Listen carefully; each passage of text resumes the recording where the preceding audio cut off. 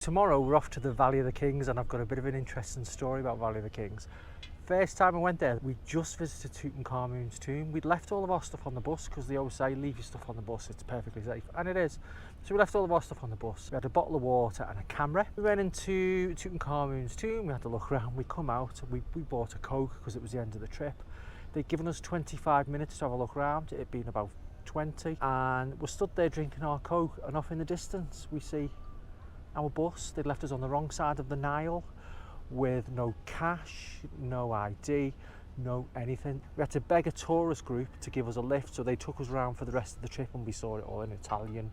Sights were still just as impressive, but then we had to get on a ferry and we had absolutely no money because you could only get a ferry across the Nile in them days. But thankfully they let us on. Tutankhamun curse really struck that day. Stranded on the wrong side of the Nile with no money was a very scary experience. But hopefully tomorrow will be much better. Let's see.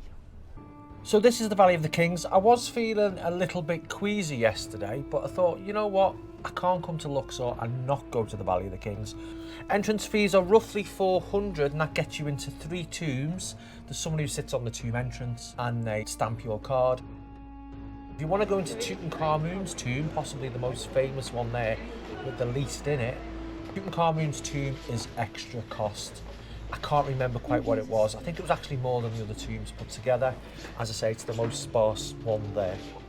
This is Tutankhamun's tomb, discovered by the English archaeologist Howard Carter in 1922. Very famous. It's the one everyone has heard of, which is why they obviously charge you more to get in it.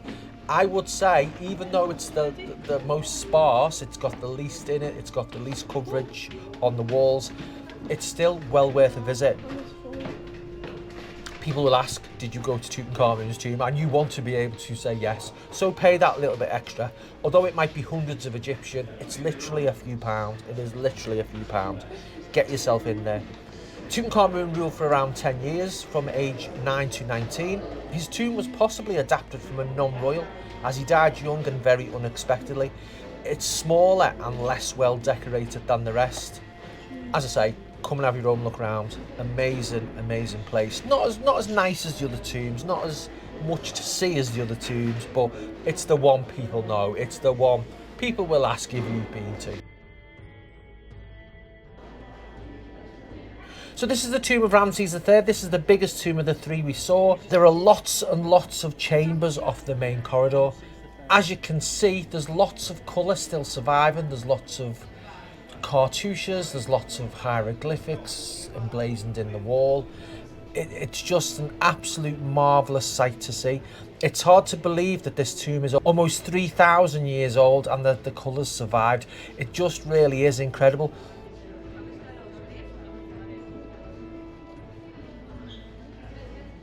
He ruled from the age of 31 till approximately 62. His tomb was started for someone else, but it was abandoned after they breached another tomb. You can actually see it right there. If you look straight ahead, that is where they realised they were breaching someone else's tomb. It was abandoned after being built for its original owner, but Ramses III picked it up. They just moved to the right, took us down the corridor there, and built the tomb further along. In total, it's 617 feet long. This tomb was absolutely massive.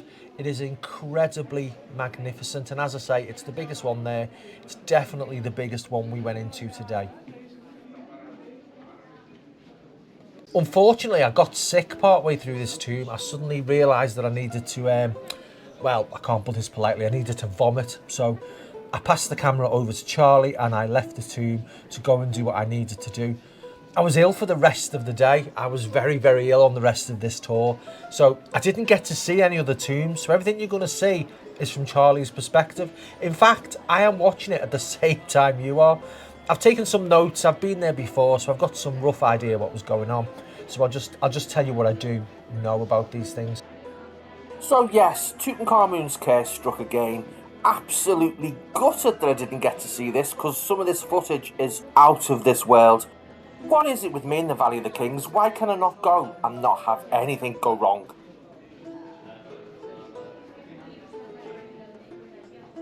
can feel a little bit claustrophobic in the tombs. There are quite a few people in there. The Valley of the Kings itself is massive, but we're all sort of crammed into a few tombs. There are 62 of them. Only a handful are open at any given time, and obviously everyone wanted to come to this one because it's biggest. It's the only one with a massive mistake, so it can be quite claustrophobic. It's a few degrees warmer than outside. It is incredibly hot in the Valley of the Kings. It's in a very open area, so it's incredibly hot in the tombs. As I say, I wasn't well at all, and lots of people wanting to stop and take photographs. If you're easily annoyed by being around lots of people, this probably isn't the place for you. Having said that, you really must go and see it. If you're in Luxor, you've got to go and see the Valley of the Kings.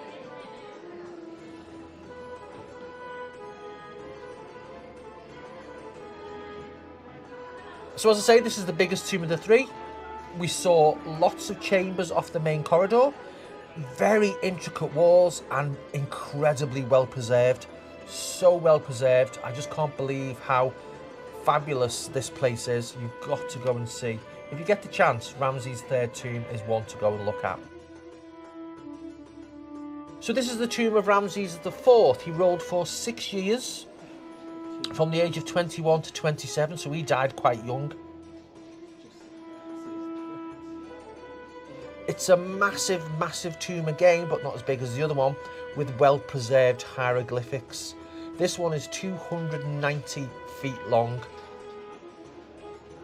Just look at the beautiful colours. Look at the wonderful bright yellows and the lovely blues. Again, it's just so well preserved. Just look at the vivid colours. The yellows are incredibly bright. The blues are also mega impressive. Just look at the amazing detail on that archway. Wow, just wow. It's not often you'll find me lost for words, but this truly is one of those occasions. Just take it all in, ladies and gentlemen. Here's some general views.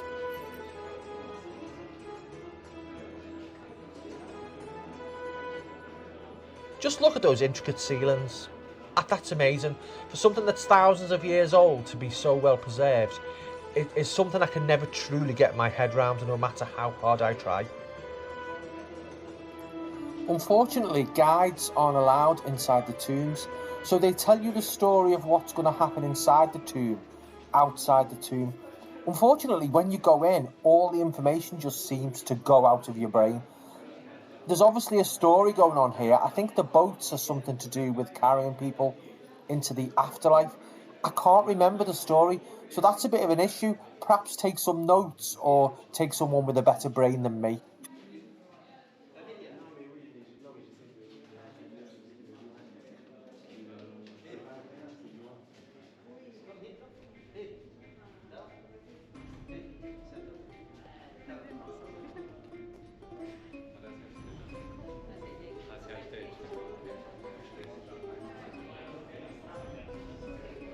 Charlie said this tomb was less crowded than the first tomb they went into, but it was still fairly busy.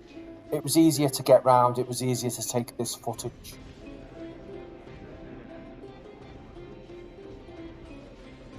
Some more amazing colours there, just love the colours.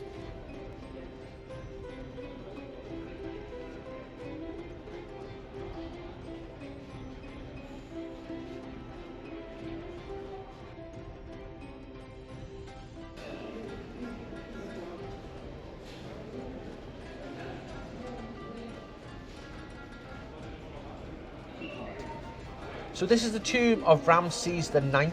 He ruled for 18 years. He ruled from the ages of 22 to around 50. He had the third longest reign in ancient Egypt.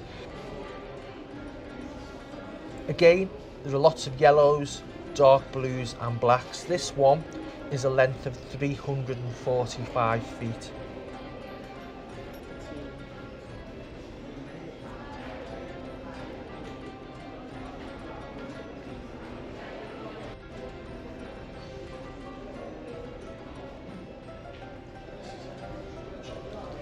So you can see here some incredibly intricate, deep colours, with darker blue for the ceiling. Some of the columns were definitely unfinished. This was definitely a bit of a rush job.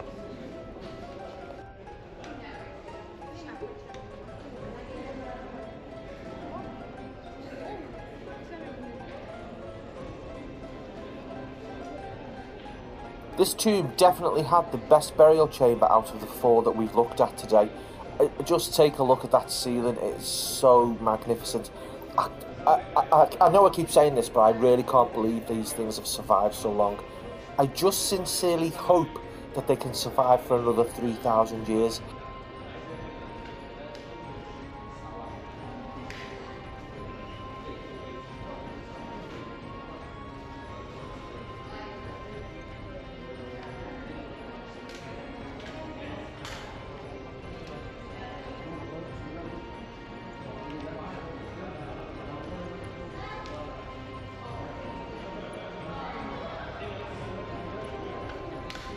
Can these tombs survive the onslaught of tourists going in there and breathing all over their walls? And in some cases people try and touch the walls. Please don't touch the walls, there's no need to. Let's keep these preserved for as long as we possibly can.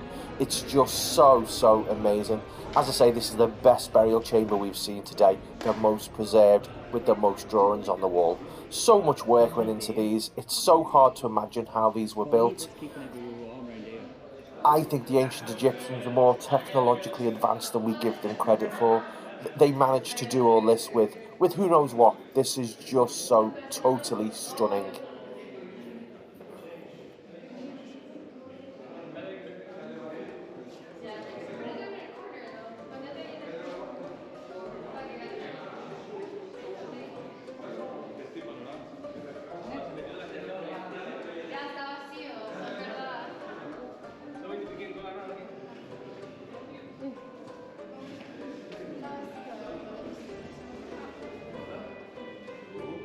They did have to rush to complete his tomb with corners cut.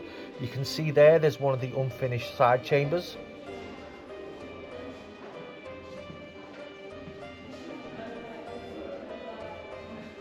So my children had an absolutely amazing day at the Valley of the Kings. Unfortunately, as I said before, I didn't get to see much of this. I was really quite ill at this point. We still had 2 more stops on the tour. I'll show you those on Wednesday, but I'm going to sign off for now. You must try and get yourself to Egypt. The Valley of the Kings is one of those things that I would recommend that everyone go and see. Even your young children will probably enjoy it. My 13-year-old thought it was absolutely brilliant. Get yourself down there, go and have a look. Join me on Wednesday to have a look around Hatshepsut's temple and the Colossi of Memnon. Again, footage not taken by me, so I'll see you soon. Bye for now.